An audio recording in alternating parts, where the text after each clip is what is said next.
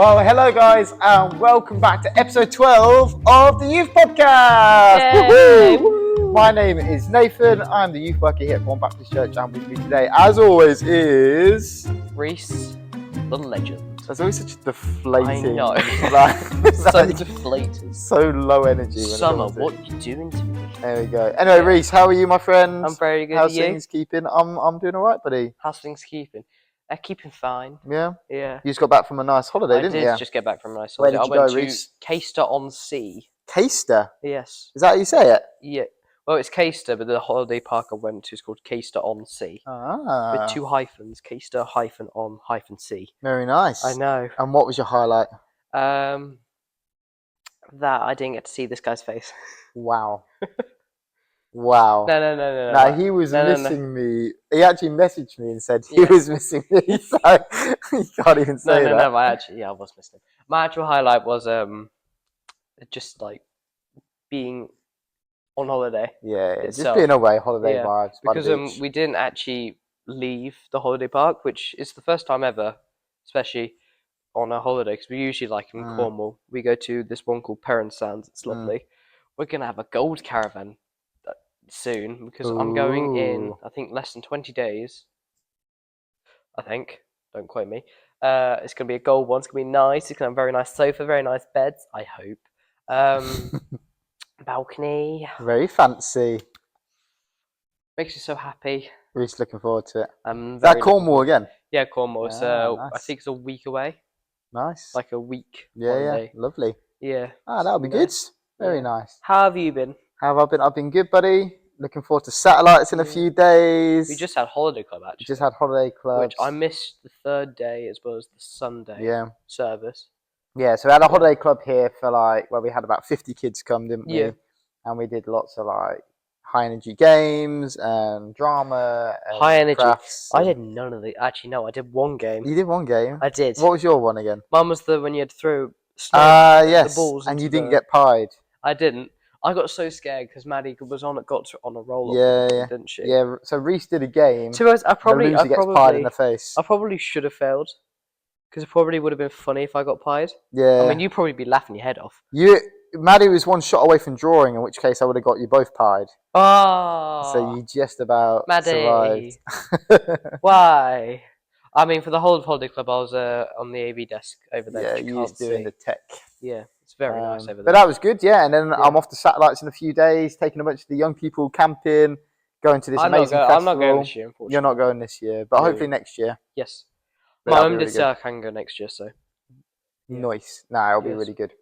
Okay, so Reece, today we're doing a topic, faith in a modern world. Yeah. Is that right? In a modern world. We are in Is that what we're calling it? In the modern world. Faith He's in having the modern to read world. the script. I know. This guy. Well, you came up with this. Read the script. I gave you the script. I read it. It's hard to remember it all. It's hard to remember it all. It is. This guy's a youth worker. Yeah. I understand his pain, actually, because we are such nightmares. All right, well, let's get into this, shall we? So we're going to have a few different questions about faith in the modern world. So, nowadays, how life is now, how does faith fit into the world we live in now, basically? So, again, these are going to be from different perspectives. Me as a Christian, you as someone who doesn't have a faith at the moment. Yep. And we're just going to share at the moment. I'm hoping. He's hoping I'll just come onto the church's doorstep and be like, Nathan, help me. Well, might happen. It might happen. Okay, so question 1. Yep. What does faith mean to you? Actually, let's not do that. Let's not do that question. Can we cut? That was so bad. Editing Reece, cut here. Oh my days. Cut here. 6.5 hours later. Okay, so let's get into the first question. Yep. We didn't just have to cut there because I made a bit of an error. Up. Yeah. So question 1: do you think faith is always religious? Not always. Okay. Because in a religious sense, you think faith, it's with God and or whatever else you believe in. But then you can also have faith as in you can have you're hoping something will happen. That's true. Yeah. Yeah. Yes. For example, I have faith that I will move this chair after this podcast. I probably will. I probably won't. You never know. Yeah. I hope I do. Yeah, so I guess you're saying you can have faith in things to come. So Yeah. I could have faith, that Peterborough will win League One this year, that kind of thing, or England will Like, win the World Cup. I've asked you this question before. I Yeah. asked him this question. How can you be sure that God is real? And he's like, because I have faith. That you hope he is real. Otherwise, then if he found out that he isn't real, then he's pretty much just spent his whole life being. And he's gonna be. Would you feel like a bit of an idiot, kind of? Well, I guess you'll never know, will you? I think like no one can say 100% there's a God. That's kind of what and puts no me one off can religion say, as well. But no one can say 100% there isn't one. Hmm. Like you'll never be able to. Scientists will never be able to disprove that there could be a God. So either way, Neither can scientists prove there is a God. exactly. Either, can they? So you're either going to have faith in the fact there is no God, or you're going to have faith in the fact there is a God. Both are elements of faith, right? You either have to have faith that actually, no, we are alone in the universe, or you have to have an element of faith that we're not, that there is a God, because either way, no one can prove either way. That's a fair comment, isn't it? Yeah, it is. So when you look at it like that, I think to myself, I'd rather have faith in something which offers me hope, which offers me like life after death, which offers me friendship, than have faith in something which offers me nothing. I know we've got a bit of background sound. We've got some maintenance in the background. Yeah, we're just getting into a deep question. That's a good point. Yeah. So so you're saying faith, you can have faith in things outside of religion. Actually, I could ask you this question. Go on. If, for example, if scientists prove that there isn't a God, probably won't happen at all because, like I said, you can't prove there is a God, neither can you prove there he is isn't, real. yeah. If they found out there isn't a God, how would it affect people who did believe? How would it affect you? Well, I guess just all of a sudden scientists had actual proof, like there is no God, etc. What would it do to you? Well, not just what it would do to me, but what it would do to the whole world is I think the whole world would go into chaos. Because I think so many billions of people would suddenly lose all their hope. So I know for me, like the most important thing in my life, in everything I do, is my faith. Yeah. Like, everything I do in my life revolves around my faith, because for me, it's the most important thing. If there's no God, my faith is pointless. Yeah. That's a fair comment. But yeah. Because it's not just Christians, is it? There's also like people who are Islamic or all Sikh different as well. religions. Yeah. But I think Jewish. Yeah, exactly. But I think what's the difference? Coming back to this question, faith or religion, the difference between the Christian faith and maybe other religions is that, for example, I wouldn't say I'm a religious person. Yeah. Because being religious is about sticking to rules and structures and that kind of thing, where the Christian faith is about relationships. I wouldn't say I'm religious. I don't have to stick to like these really strict rules. I have a relationship with a God who loves me and died for me, so my mistakes can be forgiven. Yeah. So that's a slight difference, where some of the other religions, and this is all with lots of respect, of course, it is a lot more about you have to follow certain rules and procedures and that kind of stuff. Because I debated this actually with my friend on the last week of school. Yeah. Like, how can you prove that God exists? Yeah. And he's like, oh, because it's the Bible. But I'm like, that's a good point. Yeah. The Bible itself, because it's been written over, I don't know, a long time, probably. I don't know what it is. How can you be sure it is still relevant today? And how can you be sure that the stories that are in it are true? That they just happen? Well, relevant and true are two different things. Yeah. Because if they're true, they're always relevant. If what's in the Bible is true, then it has to be relevant. Because he says, oh, they're all true because they're written in the Bible. Yeah. But I'm like, then if they are true, how are they relevant today? Yeah. You don't see someone. Let me think of like, I always use this story, Noah's Ark. Yeah. There's a big flood. He built an ark. But then I find it difficult to believe that two of every animal, because I think there's millions of species on the planet, got on an ark with him. How could that be possible? Because you can't do that to this day. Yeah, I mean, you have to put everything into context. Yeah. When you look at, especially when you look at the Old Testament. Yeah. If you just read something and go exactly for the wording it says, it can be confusing because you're looking at it in the context of how we live now. Because people say, oh, what the Bible's the word of God. So. Yeah, exactly. But if you think back then, all that time ago, I don't know how long ago was it, because I don't know the end of Neither the can timeline. I. But you got to look at it firstly. How many species of animal was there then compared to how many is there now? So that's the first thing you can look at. But also, like, there's different parts in the Bible where some things are historical parts of the Bible. Yeah. Some are poetic parts of the Bible. Mm. So some, so there's all different things. So whenever you look at anything, especially in the Old Testament, what you want to do is really break down the context of where was that story then, and then what does that mean to us now. So it's a complicated thing. I can't really go into it too much because That's funny because this guy's foot is just. Sorry, it's my foot in the way. I'm not quite smart This enough. guy's foot's just staring me at the face. But what I would say is, if you focus in the Bible, if you focus on the key moment in the Bible, what would you say the key moment in the Bible is? As someone who doesn't, really study the Bible Would you say like too the much. birth of Jesus? That'd be key. Well, yeah, probably the birth, and then the death and resurrection of Jesus. So where he died and rose again. Now, if that's true, that has incredible relevance today, because what that means is, if that's true, if Jesus was real, which nearly every religion says Jesus did live, there's enough evidence for Jesus that there's more evidence for Jesus than there is in most historical figures we believe in. as well.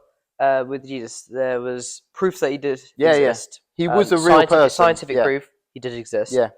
There's very much like debate on what he actually looked like. Because obviously you have doesn't really because you could go in like actual church. It's not like these ones, but where they have like stained glass and stuff. They've got like pictures of him per se. And there's loads of different ways people think he looked like and stuff as well. But when he was put in his, what would you call it? Would you call it? What would you call it? What he was buried in? Yeah. Well, because I don't think you call it a tomb, would you?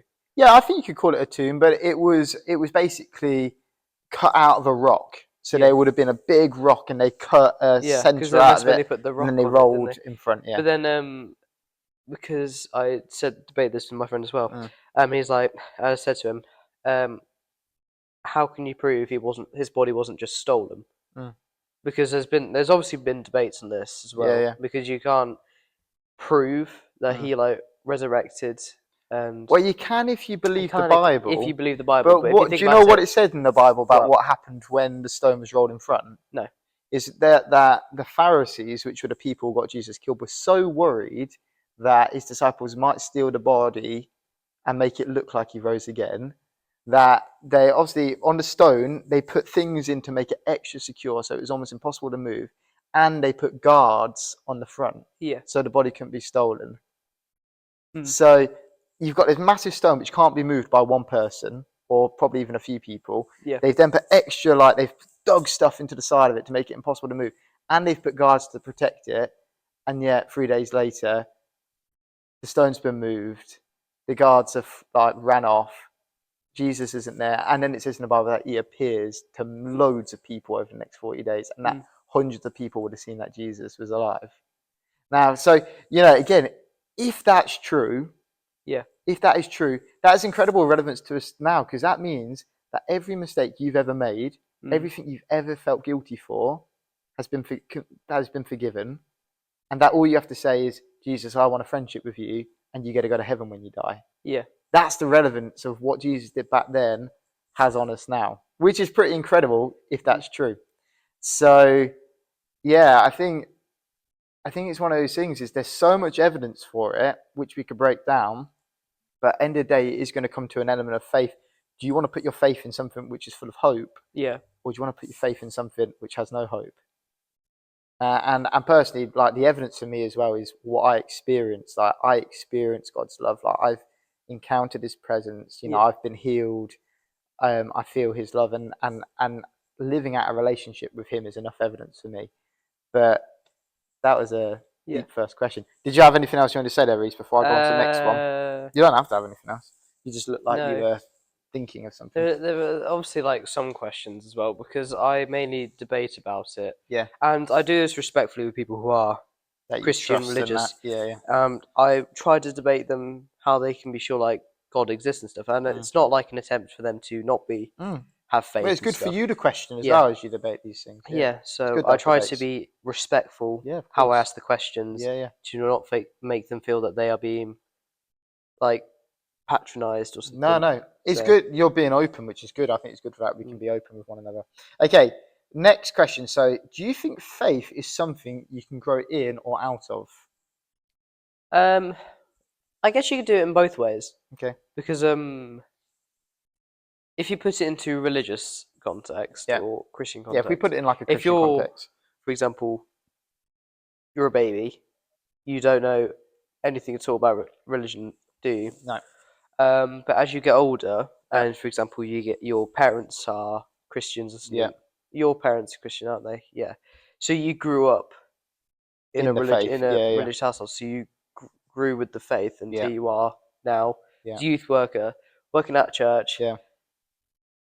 Christian, Mm. religious, etc. But then there's also people who, for example, you can go out of faith Mm. because you can start to lose the sense of how can I be sure Mm. that what I'm doing isn't just strange or Mm. lunatic, Yeah. Not sort real. of, yeah. Yeah. Yeah. So that's how some people like grown out of faith Mm. in a religious context. Mm. But then if you're doing like from a non-religious context, you can go into like faith, like you can go into you have hope something Mm. will happen, but then you can also go out there saying, that's not gonna happen. Forget Yeah. it. Yeah. I'm not Yeah. open about this anymore, Yeah. Yeah. aren't you? So there's Yeah. two ways of Yeah, I pushing it. think you're right. I think it's interesting what you said about growing up in a Christian family Yeah. as well, for example, if we're putting it in that context. Because yeah, like when you're a You grow up in child, the faith, don't you? when you're a child, you grow up believing what your parents believe. Yeah. Don't you, basically? Yeah. So Because you follow from your parents. exactly. You So take them by so example. probably from like 0 to 10 years old, pretty much whatever your parents say, you believe that's true as a child, don't you? It's when you then get Santa Claus. yeah. It's then when you get more like your age, where you start getting 11, 12, 13, 14, 15. Yeah. That's when you You start start to think going, for yourself, don't you? okay, so that's what my parents believe. What do What I do I believe? believe? Yeah. Yeah. Because they say people do now. Growing up as a teenager, it's a lot more different for you because you start to rethink about what you're doing and stuff. For example, there are people who debate their sexuality, for example, as well as like faith and stuff. There's loads that people think about themselves. Being a teenager is tough. It is hard. It is difficult. People don't realize how hard it is. Because Yeah. as well, because you're getting older as well. Yeah. You start to get like because you become like a bit more angrier than you were before, happier than you were before, sadder, maybe even depressed. Your emotions are a bit more up and down, definitely, as a teenager. Because all teenagers, well, most teenagers, they'll obviously go through a point where they just feel like very down or sad. I mean, I have a few times, but then you do get at that point, or there's like anxiety as well, isn't there? So you got all yeah, that. I think like when you're a teenager, your brain and your body between 11 to 18 develops at a faster rate than any other point in your life, other than when you're a newborn baby. So you're going through so much change Don't mentally. squish a newborn baby's head. Yeah. So it is a lot. So you guys in that are going like, who am I? What do I believe? What's my purpose? Where do I belong? And you're trying to figure out all those questions. And I think that's it with faith. Like for me, up to 10 years old, 11 years old, I just had my parents' faith. And then when I went to secondary school and I got to 13, 14, that's when I started going, do I actually believe this myself? Do I believe this anymore? Were your friends when you surrounded? Were they all religious? Or? No, none of them. So when I went to school, also friends can have a big impact on you as well. Yeah. For example, my sister's starting secondary school in September, Yeah. and she's like all nice, you could say, but then you do see changes through secondary school. Yeah, of course you do. Not like physical and everything, just like the way they are towards people, like their attitude and stuff. Well, you do change as a person. For example, myself, from a personal perspective, I've definitely like changed my attitude toward my parents. Because I mean, when I was younger, obviously, you want to be like nice and stuff with your parents, but you do change your temper as well, don't you? Yeah, of course you do. As well. Yeah, so, and again, there's that yeah. balance. Instead of just agreeing with everything, you now might not agree, and you want to have your own start to think for yourself. Yeah, and that's where I found myself. Like I say, at 14, going, do I believe in this Christian faith or not? Yeah. And that's when I went to an event, a bit like Satellites. Yeah. It's a lot more difficult in this modern world than it was like back 1,000 years ago or something like that, when Yeah. people were religious. Yeah, yeah. Because that's pretty much when the whole world was pretty much religious. Yeah, it's because true. England or the UK in general, like centuries ago, we were all deeply religious. Like there's pretty much no one who wasn't religious. Yeah, yeah. And Everyone would go to church. I think if you weren't religious, you'd be punished or something. Probably, yeah. I think everyone went to church everyone back went to then. church, so But you would have again, no you were more. difficulty. They were more religious, but did they have as much faith? So this Yeah, is this. it's This is what I'm difficult. saying. Is like so. Like when I was 14, and I encountered God at an event, and I literally felt His presence on This me Soul as a 14. Survivor or Yeah, yeah. And I felt His presence on me as a 14-year-old. And from that, and then again at Spring Harvest, and then at church, and all of a sudden I went, I can't not believe this. This was no longer what do my parents think. It was like, actually, I've experienced God. There's no way I can't because it's believe like this. And this is when I got there's been baptized. times at satellites as well. Because the one where I went to as well, that time when you couldn't stop laughing or something, which was very funny. But then it got a bit. But then we all got a bit like nervous when. Well, what do you think that was? When everyone started getting quiet, Yeah. for them to start talking, I was like, Nathan, shut up. But what do you think that was then? As someone who doesn't have faith, how can you explain that? Some parts I was thinking, is Nathan just gone insane? Yeah. But then I'm like, if you do have faith, maybe that's just part of it, isn't it? Like your brain just thinks, "Oh, I'll do this." Or My something brain like didn't that. think anything. I was out of control of my body. Nathan just died. No, but this is the thing. When you experience the Holy Spirit, and it talks about this, the Holy Spirit is our way of experiencing God's presence. Yeah. Literally, I was laughing out of control, and there was nothing I could do about it. What it felt like was a deep joy in here, which was coming out, and I could not control it to the point there's 4,000 people in this room. Did you say you nearly started crying as well? Yeah, I've cried loads of times. But it's like there's 4,000 people in this room. Yeah. It's all gone quiet, and I'm still belly laughing, and I couldn't stop. Because wasn't there one day we were there? It was in the evening as well. People started like crying, or something as well. Because that can happen. And then your hands started shaking as well when you're standing still, and I was like, "Whoa, this guy, something's going on here. I don't know what's going on." And that was God's presence. And for someone who doesn't know God, I appreciate that can It's be difficult. like, It's really difficult weird. for me to like think about it logically, like what's going on, because there is like I can't think of the name for it, but if you believe something, and your brain will like start thinking in that way, and it'll trick you into some things. For example, I'm not saying you're being tricked at all, but that's just if you thought about it in like a scientific, logical way. To say, I can't think of the name for it, actually. I've got to research. But if you think of me as a person, because you know me well, don't you? Yeah, and you are crazy. I'm crazy, but have I ever shown over the last few years like that sort of belly laughing in the quiet or randomly shaking? Would you say that's part of my personality to do that in front of people? I've got to think about the amount of times I've seen you, because I mainly see you Monday, Thursday, some Sundays. I'm actually signed to go on Sundays, during summer, because Maddie wants me to come on Sundays for me to see you all. If I'm thinking about it, I've never actually seen you like at church doing that. It's just satellites, because satellites definitely opened my mind up to how people go about their days, pretty much in the religious perspective. I think I'm definitely that small group of people who went there who are religious or are definitely questioning what they're thinking. That's good. Yeah, so definitely made me question, but I still find it difficult, even though I'm questioning myself.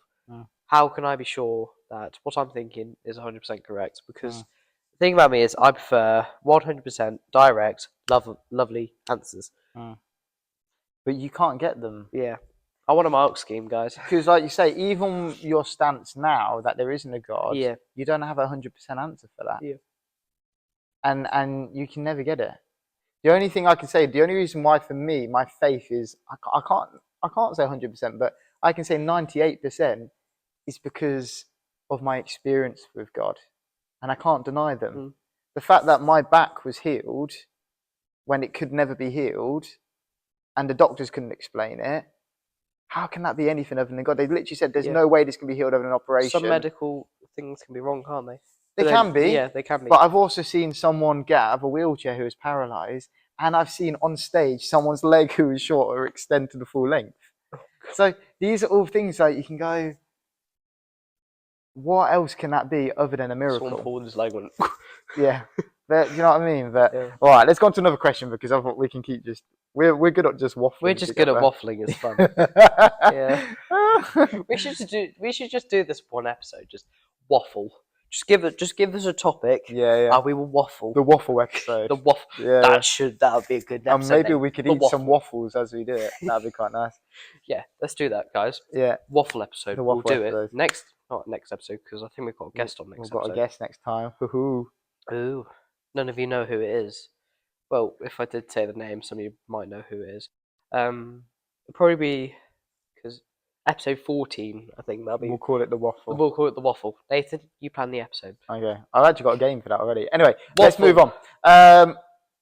What would need to change for your views to shift either way for both of us? So what would need to change for you to go, do you know what, actually, maybe this is real? For me personally, and I always say this, and people will be like, then you can't get evidence. I've just evidence to suggest it. For example, if God appeared to me, and he reached his hand out to me, then that would definitely change my perspective, and I'd be like, yes, I believe. And what do you mean by that? Do you mean you need to see a physical hand coming out of the air, or you're saying if you just experience God? If he was there physically, you'd have to see a physical being. If I was seeing a physical being, and it reached his hand out to me saying, like, join me or something, whatever, I would definitely fully reconsider what I've thought. So yeah, definitely physical. Like, you want evidence, basically. I pretty much just want evidence, and that would definitely bring me towards it. Would you say that you've maybe ignored evidence which is already there? Because, like, I mean, you often say, "Oh, there's not enough evidence for the Bible," but if you did research into evidence for the Bible, I can be very blunt. Yeah. Thanks. Yeah. No, I just go on. So I definitely may have looked over evidence, but I don't fully know myself. So. It's really interesting. Do you remember that video? I think it was not the Youth Alpha we did the newer one, but the older one. And there was this scientist who was on, who was talking, and he was an atheist. Yeah. And a couple of his scientist friends had become Christians, and he was like, "What are you doing?" And they were like, "Well, we looked at the evidence, and it made us believe." And they were like, "You've not looked at any of the evidence, and you're calling yourself a scientist." Now, you're someone I know who very much is into evidence and research and that. I don't think you've ever actually dedicated time to actually go, all right, I've been a part of these groups for a while. Let's actually research the evidence. Satellites was definitely the thing. That was something, but to actually sit down and research evidence yourself. I got involved in all the worship songs, and I loved them. It was so fun to do. Loved it. Ellie Linebear, great singer. Go on, Elle. She's great. I loved it. Loved all the songs. I have them actually on my playlist, my own personal playlist, some of them, because they're just very nice to listen to. Yeah. Satellites was definitely like some sort of an eye opener, but then, see, the problem with me is if I did go into faith, it would, I don't know how it would affect like my social being, because then there'll definitely be people. School is probably one of the most difficult things to go through as a teenager. Yeah, because people will judge you no matter what, because everyone judges people, even if they've never met them. Yeah. For example, I could look at someone who I don't even know, and they could be wearing scruffy clothing, and I'd be like, "Oh, this person, I don't think they have a lot of money or something." But then I could be definitely wrong. You never know. Everyone judges people. So if, for example, if I did turn to faith, would you get how would that affect my school life as well as my home life? Because no one in my family is religious. No. However, I've been christened kind of actually, it's very difficult to think. How have I've been christened, but I'm not religious. I think great, my great nanny, I think she was religious. I think that was actually what she wanted for me and my sisters to be christened. But yeah, I don't actually know. But it's interesting what you talk about. How would you get on at school? Because actually, research has come out this week when they've been doing a lot. I don't know if you've heard of what they're calling the quiet revival, but they've done lots of research. Firstly, they did the age ranges of 18 to 25, and then in this last few weeks, they've had research come out for those 11 to 18. Yeah. And now they questionnaire loads and loads and loads and loads of young people in that bracket.